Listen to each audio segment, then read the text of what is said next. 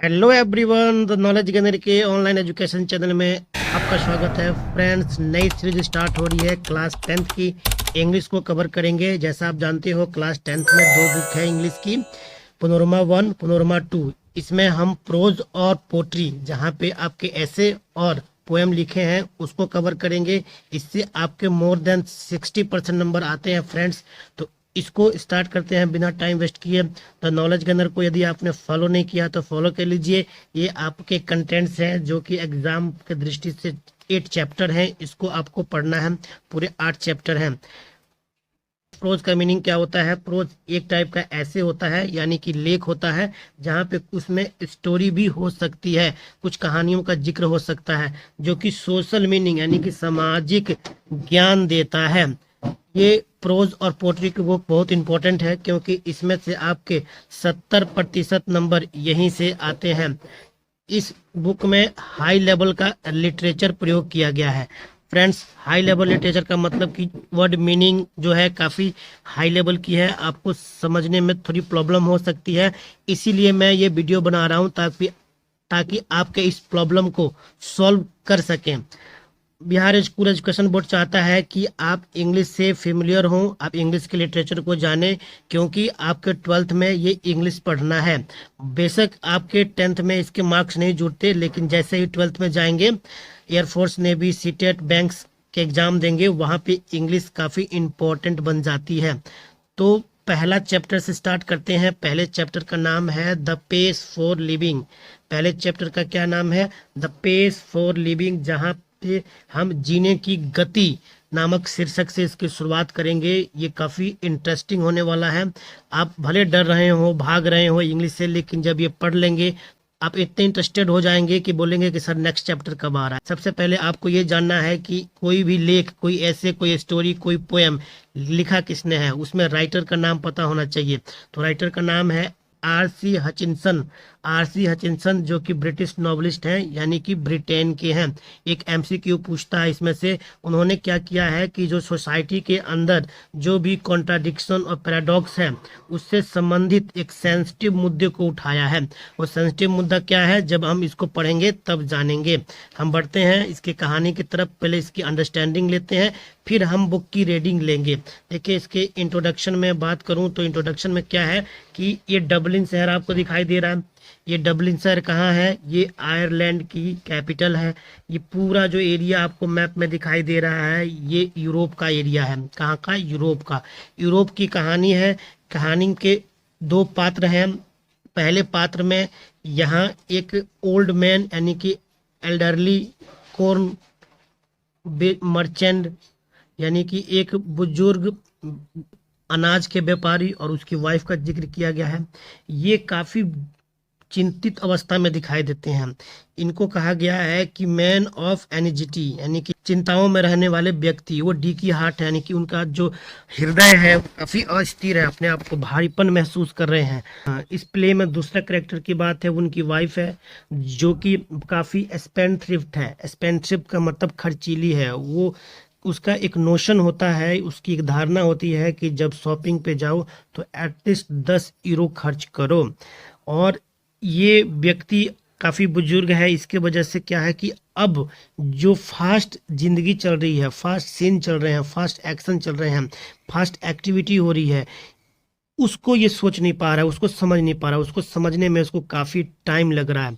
तो he had to think fast, उसको काफ़ी ज़्यादा सोचना पड़ रहा है। तो पहले भाग में हमने देखा कि कहानी डबलिन से शुरू होती है। वहाँ पे बुजुर्ग व्यक्ति है, उसकी एक पत्नी है जो काफ़ी खर्चीली है, और जो व्यक्ति है वो चिंताओं से भरा हुआ, और डेस्पियर मोमेंट, जब निराशा का क्षण होता है तो उसमें ये चिल्लाने लगता है। तो ये एक चरित्र था। दूसरा चरित्र क्या है कि उसके नेफ्यू की बात की है, जो कि चीटर है। उसने उसको धोखा दिया है, चीट किया है। कौन? उसका भतीजा। तो यहाँ तक पहले स्लाइड में हमने इतना समझा। आपके एमसीक्यू में पूछता है कि इस स्टोरी का, इस ऐसे का मेन कैरेक्टर कौन था, तो एडरली कॉर्न मर्चेंट, ये एमसीक्यू के रूप में पूछता है। बाकी ये मैंने आपके बुक से उठाया हुआ है, ये पूरी आपके बुक से ही लिखा हुआ है। तो यहाँ इसके हम जिक्र करेंगे। यहाँ पे एक एरोप्लेन का जिक्र आएगा। एरोप्लेन का जिक्र है कि ये बुजुर्ग व्यक्ति बोलता है कि यार एक व्यक्ति ने मुझे बताया कि ऐसा मशीन आ चुका है जो कि 1000 माइल्स 1 घंटे में ट्रेवल करता है। कितना फास्ट है वो, उसका नाम एरोप्लेन है। इस चीज से वाकिफ नहीं है बुजुर्ग व्यक्ति, उसको किसी व्यक्ति ने बताया था कि ऐसा फास्ट मशीन भी आ चुका है, एरोप्लेन भी आ चुका है जो 1000 किलोमीटर 1 घंटे में चलता है। यार कैसे, मतलब कि इतनी फास्ट, जैसे ही गति एक्शन की बात आई तो ये इसके दिमाग में एक भारीपन महसूस होता है, क्योंकि ये चीज़ों को इतनी फास्ट नहीं सोचता। अब लेखक क्या बोलता है, ये हमारे लेखक हैं, ये लेखक ने पूरी कहानी क्या कही है एक एक करके हम समझने का प्रयास करेंगे। जहां भी मैं वह का इस्तेमाल करूंगा वो लेखक के लिए है। Present the agony of modern man, लेखक ने एक आधुनिक इंसान के पीड़ा को प्रकट किया है। Facing fast movement of things and object, जो एक व्यक्ति जो कि किसी भी चीज़ों का, वस्तुओं का जो फास्ट मूवमेंट हो रहा है, यानी कि आवागमन हो रहा है, उसमें गति हो रही है, उसको फेस कर रहा है। कौन? एक व्यक्ति। और उसी को इन्होंने प्रेजेंट किया है कि यार ऐसे मोमेंट से किसी व्यक्ति को कितनी पीड़ा होती है। पुट अनड्यू प्रेशर, ये जो वस्तुओं का मूवमेंट हो रहा है इतनी तेज गति से हो रहा है, वह उस व्यक्ति पे एक प्रेशर क्रिएट कर रहा है, प्रेशर दे रहा है। व्यक्ति क्या चाहता है? व्यक्ति चाहता है कि wanted to know about the girl whether she was same girl seen in the being. ये लेखक बोलता है कि जब मैं मूवी देखता हूँ, फिल्म देखता हूँ, तो मैं अपने वाइफ से पूछता हूँ कि यार ये वही लड़की है जो हमें बिगिनिंग में दिखाई दी थी, शुरू में दिखाई दी थी। यानी इसकी याददाश्त इतनी कमज़ोर है, सीन इतने जल्दी जल्दी आ रहे हैं, एक्शन इतने जल्दी जल्दी हो रहे हैं कि वह चीज़ों को भूल जाता है, उसको दोबारा रिकलेक्ट करने में काफ़ी टाइम लगता है। वाइफ बोलती है नहीं, इस मूवी में, इस प्ले में 3 लड़कियां हैं और हीरो जो है वो एक एक करके सबसे प्यार करेगा। तो ये आपके बुक से लिया गया है, मैं कोई अलग से नहीं बता रहा। तो इसमें ये बताया जा रहा है कि व्यक्ति कितना भुलक्कर है, यानी कि वो फास्ट तरीके से नहीं थिंक कर पा रहा है, नहीं सोच पा रहा है। तो ये एक परफेक्ट इलस्ट्रेशन है, ये बता रहा है कि ये एक बहुत ही अच्छा उदाहरण है जो कि एक ऐसे वे से प्रेजेंट किया गया जो कि असहज था। He does not like the rapid movement but unfriendly speech example of car and machine। बोल रहा है कि he does not dislike rapid movement, मतलब वो जो चीज़ें तेज़ी से हो रही हैं, ऐसा नहीं है कि उसको वो पसंद नहीं करता, बट जो अनफ्रेंडली स्पीड है, जो कार हो गई, मशीन हो गई, ये जो अनफ्रेंडली मशीन है, स्पीड है, उनको ये डिसलाइक करता है। वो बताता है कि हमारे एंसेस्टर्स थे, जो हमारे पूर्वज थे, वो कैसे इन चीज़ों को मैनेज कर पाते थे, वो कितने पीछे थे। जैसे मैं ये बताया है कि हम लोग बहुत ही स्लो थिंकिंग करने वाले व्यक्ति हैं, अपने आप को उसने बहुत ही स्लो थिंकिंग करने वाले कैटेगरी में रखा है। बोला है कि यार जब भी हमारे इंटेलिजेंस का मार्क्स आता था उसमें हम सबसे कम नंबर लेकर आते थे। तो स्लो जो थिंकिंग करने वाले व्यक्ति होते हैं वो एक प्रकार के विकलांग होते हैं, हैंडीकैप्ड मतलब विकलांग होते हैं। बोलता है कि जब अपने आप को मैं अनकंफर्टेबल यानी कि बेचैन महसूस करता हूँ, क्योंकि जब हमारा इंसान की जो दिमाग है, human mind is expected to work at the speed of machine, कि हमारा दिमाग ना मशीन के स्पीड से काम करने के बारे में सोचता है कि मैं मशीन के स्पीड से काम करूं, बट यदि वो नहीं कर पाता तो अपने आप को अनकंफर्टेबल महसूस करता है, असहज महसूस करता है, क्योंकि चीज़ें इतनी फास्ट रैपिड मूवमेंट कर रही हैं, सीन इतने रैपिड मूवमेंट कर रहे हैं, एक्शन इतने रैपिड मूवमेंट कर रहे हैं। तो इनके बारे में जब वो सोच नहीं पाता, समझ नहीं पाता, तो अपने आप को अनकंफर्टेबल महसूस करता है। बोल रहा है कि यदि कोई व्यक्ति one could not take fast decision nowadays, यदि कोई व्यक्ति तेज डिसीजन नहीं ले पा रहा है, his survival would become impossible, उसका रहना, सर्वाइवल मतलब जीना, रहना काफ़ी मुश्किल है। तो बहुत ही कम समय में मैंने आपको इस कहानी का एक पिक्चर सामने रखा ताकि आपको अंडरस्टूड हो, क्योंकि हम आगे ये पढ़ने वाले हैं, ताकि आपको पता चले कि हाँ क्या क्या हो रही थी। उसमें एक राइटर का जिक्र है, एक बुजुर्ग इंसान का जिक्र है, और इन्हीं के बीच में वो कहानी चल रही है। राइटर कहाँ जाता है? डबली में जाता है। क्या देखता है? एक प्ले मतलब एक नाटक दिखता है जहाँ पे बुजुर्ग इंसान का सीन आता है, और उसके बाद कई सीन आते हैं, धक्का आते हैं। तो उन सीन को देख कर समझ नहीं पाता कि कब क्या हो रहा है। तो एक ऐसा चित्र प्रस्तुत करने की कोशिश की गई है कि हम इंसान जो कि बहुत ही फास्ट एक्शन मूवमेंट कर रहे हैं, लेकिन वो मूवमेंट किसी दूसरे व्यक्ति के लिए असहज, अनकंफर्टेबल हो सकता है। इसी पे पूरी कहानी है कि पेस ऑफ लिविंग में कि जीने का जो गति है वो अलग अलग व्यक्तियों के लिए अलग अलग हो सकती है। आर्ची हचिंसन ने इसको लिखा है, जो कि एक नॉवलिस्ट थे, उपन्यासकार थे। याद रखिएगा, ब्रिटिश नॉवलिस्ट मतलब उपन्यासकार।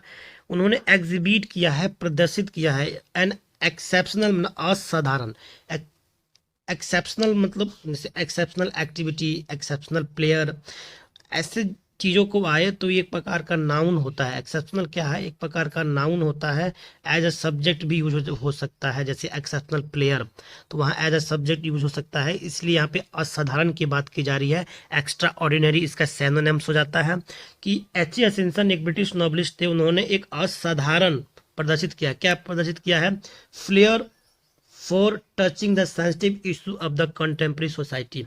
जो कंटेम्प्रेरी होता है, तत्कालीन यानी कि समकालीन, सोसाइटी मतलब समाज के सेंसिटिव इशू मीन्स जो संवेदनशील तथ्य हैं, जो संवेदनशील मुद्दे हैं, उनको टच करने का यानी कि छूने का प्रयास किया है।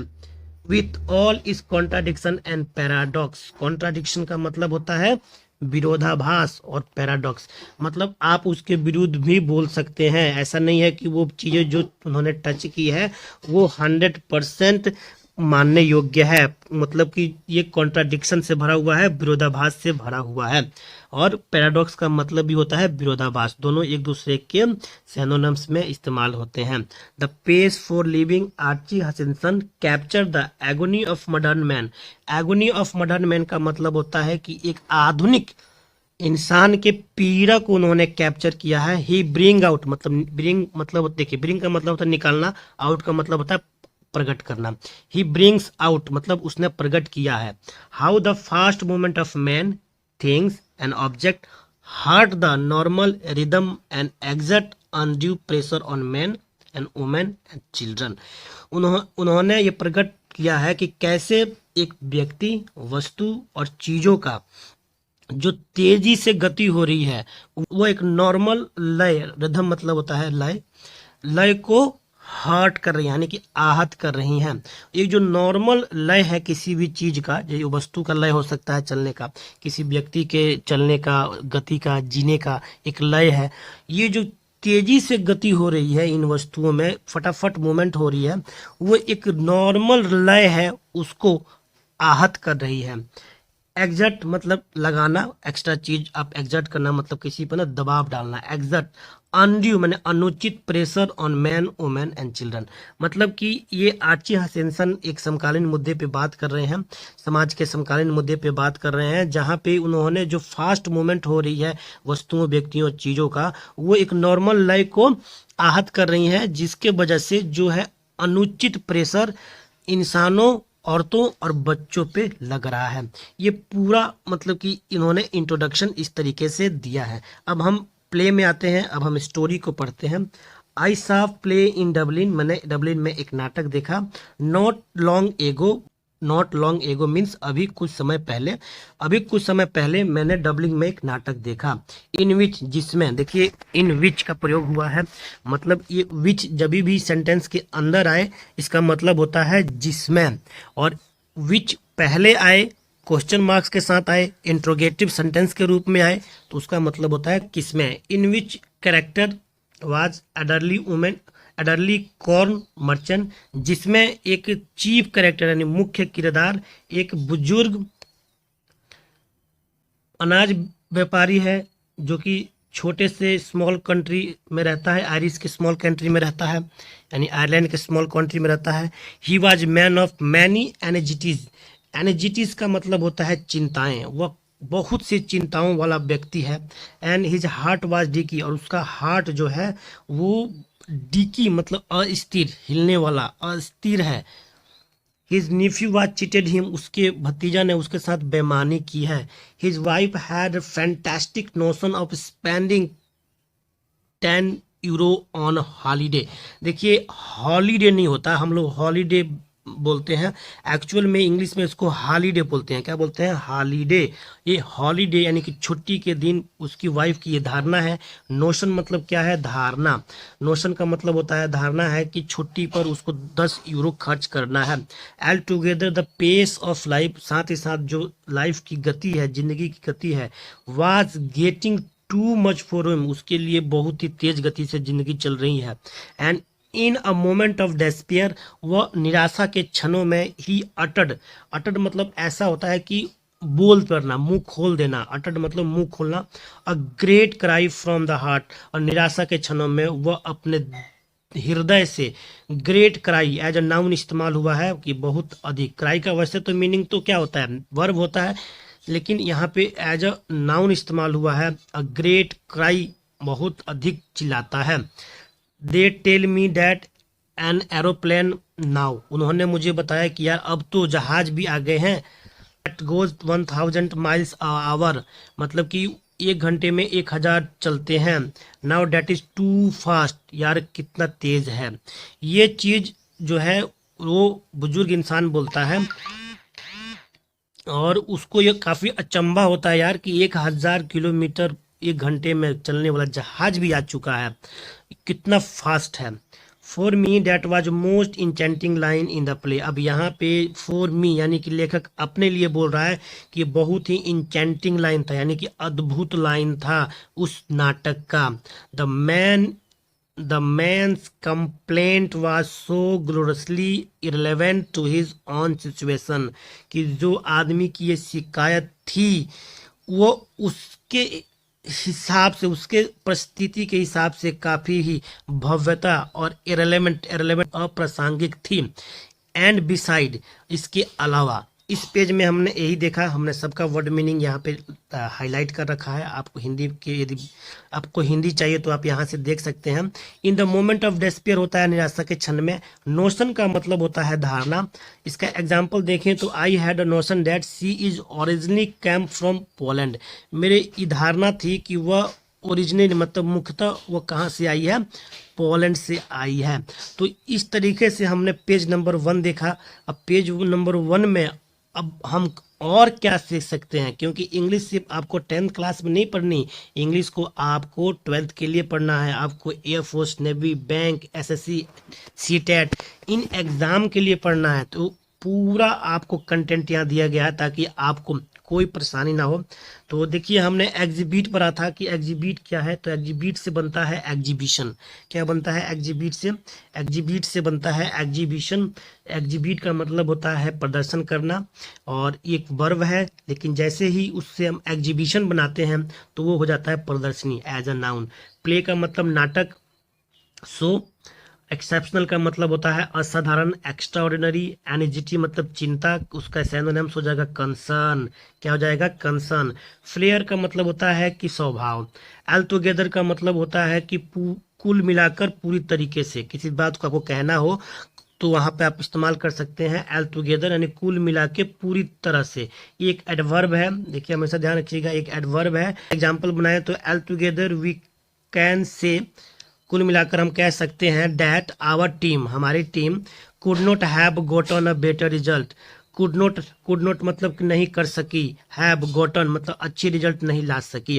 अब क्या है कि आपके लिए एक मैंने प्रश्न लिखा है कि आपको फाइंड आउट करना है कि what is the difference between L together and all together. ये आप मुझे कमेंट पे जरूर बताइएगा।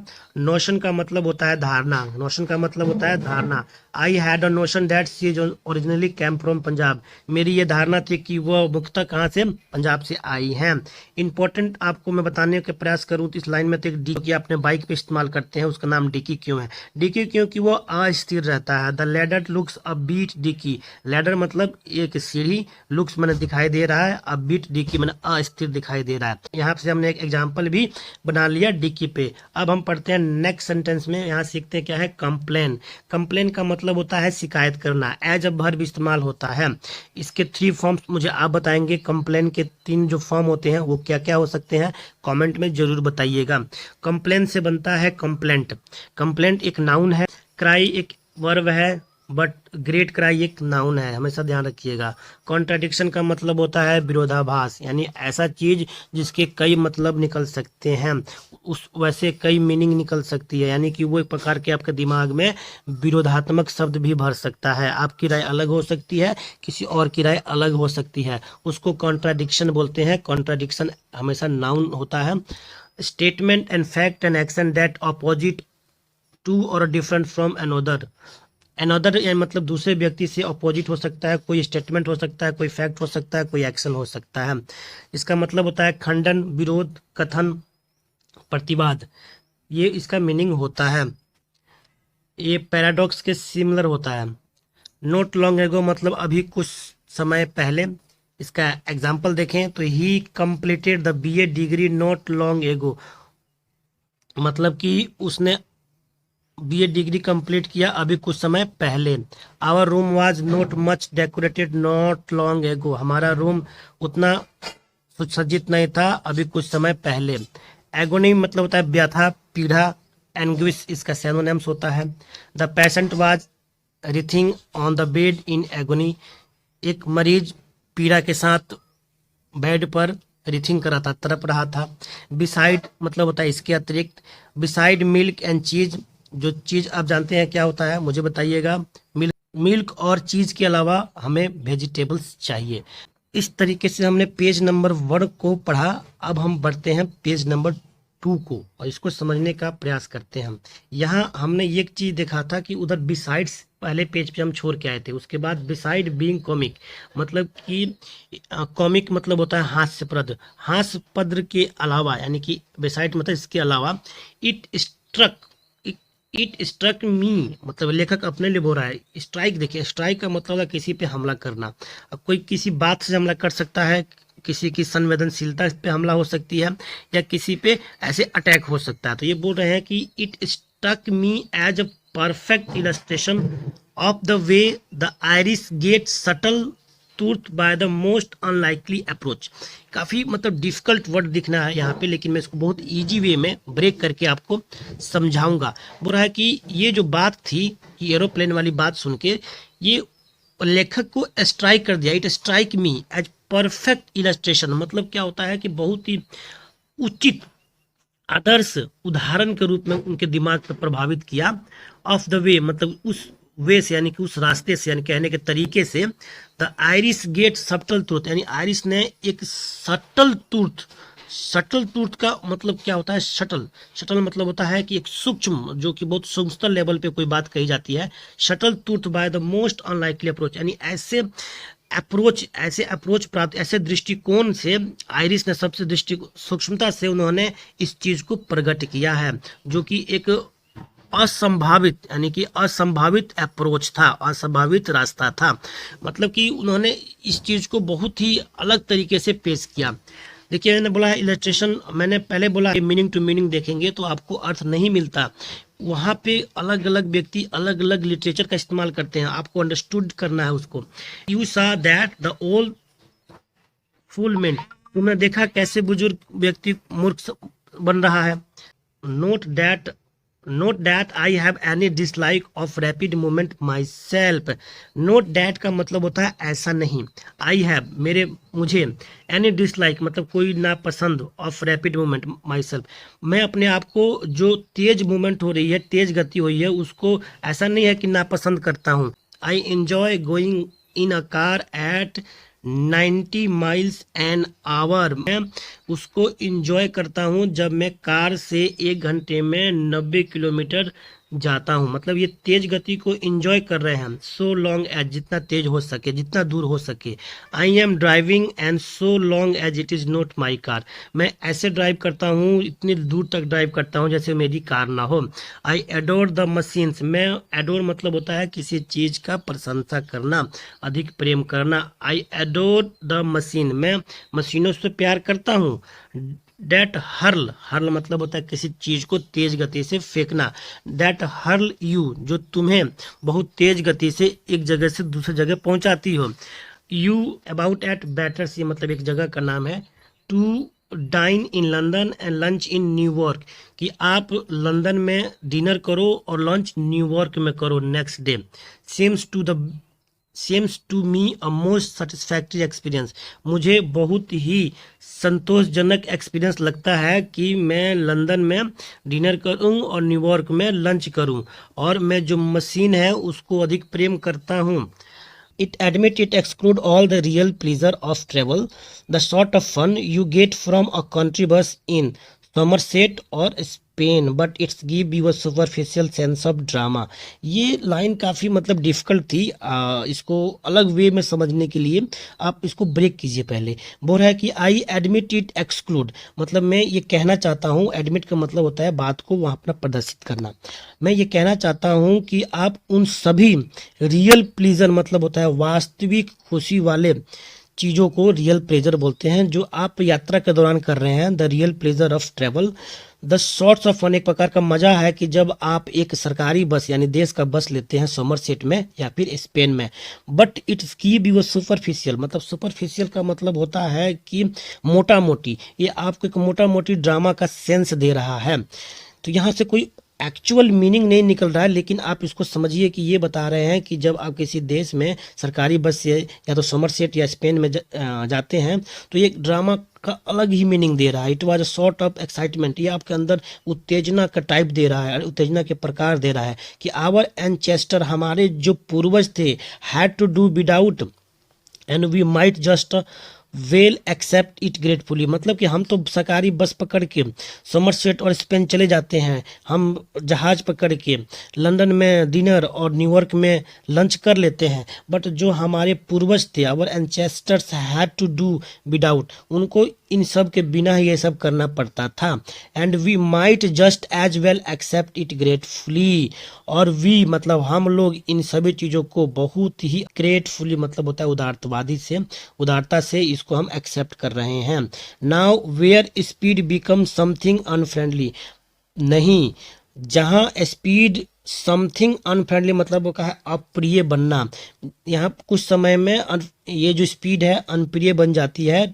किसके लिए? For me, where the mental activity of our time tend as the naturally do to follow the pace of machine. Speed मेरे लिए अप्रिय बन जाती है, वेयर मतलब जहाँ मेंटल मतलब मानसिक जो गति हो रही है, मानसिक एक्टिविटी हो रही है, ऑफ आवर टाइम टेंस मतलब जो हमारे टाइम जो समय है उसके तरफ झुकाव हो रहा है, कि हम टाइम को बचाना चाहते हैं, टाइम को सेव करना चाहते हैं। And they naturally do to follow a pace of machine, और इन सभी टाइम को बचाने के लिए हम किसको फॉलो कर रहे हैं? मशीन की गति को फॉलो कर रहे हैं।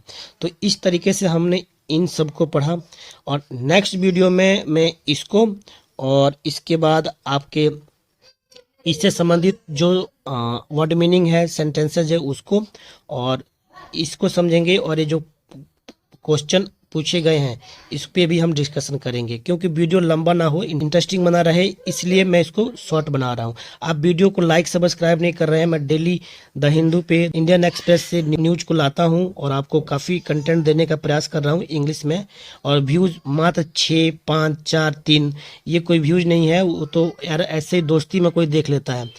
यदि आपके इस प्रकार से व्यूज़ आएंगे तो फिर ज़्यादा दिन तक मैं इस सीरीज को नहीं लेके जा सकता। तो वीडियो को लाइक और सब्सक्राइब कीजिए, और आप अपना कमेंट ज़रूर दें कि हाँ आपको क्या इम्प्रूवमेंट में चाहिए, लेक्चर में क्या स्पीड ज़्यादा है, वॉइस क्लियर नहीं है, कुछ तो आप कमेंट कीजिए। धन्यवाद।